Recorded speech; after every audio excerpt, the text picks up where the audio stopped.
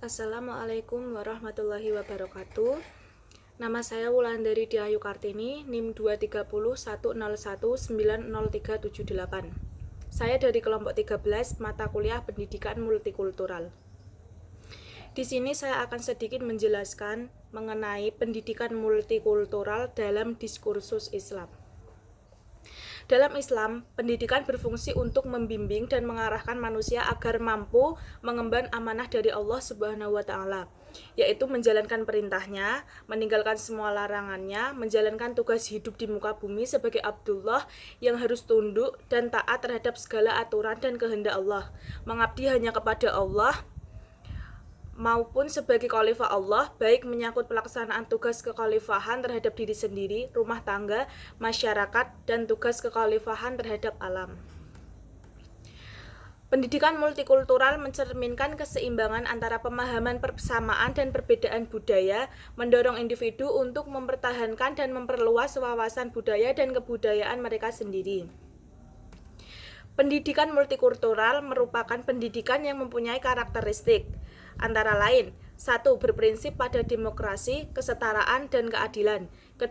Berorientasi pada kemanusiaan, kebersamaan, dan kedamaian. 3. Mengembangkan sikap mengakui, menerima, dan menghargai keragaman budaya. Di lain karakteristik pendidikan multikultural juga mempunyai tujuan. Tujuan pendidikan multikultural adalah 1. Tujuan yang berkaitan dengan sikap, pengetahuan, dan pembelajaran. Pendidikan multikultural dalam diskursus Islam.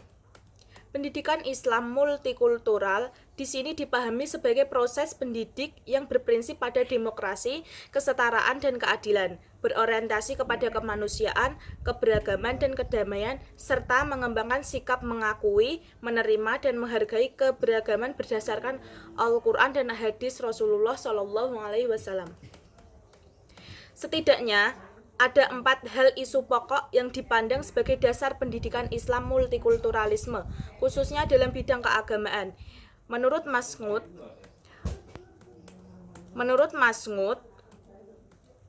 pokok itu dibagi menjadi 4 hal. Yang pertama, kesatuan dalam aspek ketuhanan dan pesannya. Hal ini didasarkan pada Al-Quran surat An-Nisa ayat 131. Kedua, aspek kesatuan pesan ketuhanan atau wahyu. Hal ini dapat dijelaskan dalam surat An-Nisa ayat 163. Yang ketiga, kesatuan kenabian. Hal ini didasarkan pada Al-Quran surat Al-Anbiya ayat 73. Dan yang keempat, tidak ada paksaan dalam beragama. Hal ini didasarkan kepada Al-Quran surat Al-Baqarah. Nilai-nilai multikulturalisme di dalam agama Islam. Maka yang dimaksud ini adalah yang pertama, pluralisme. Yang kedua, kesetaraan atau persamaan. Yang ketiga, toleransi. Dan yang keempat, kemanusiaan. Demikianlah sedikit yang dapat saya jelaskan mengenai pendidikan multikultural dalam diskursus Islam.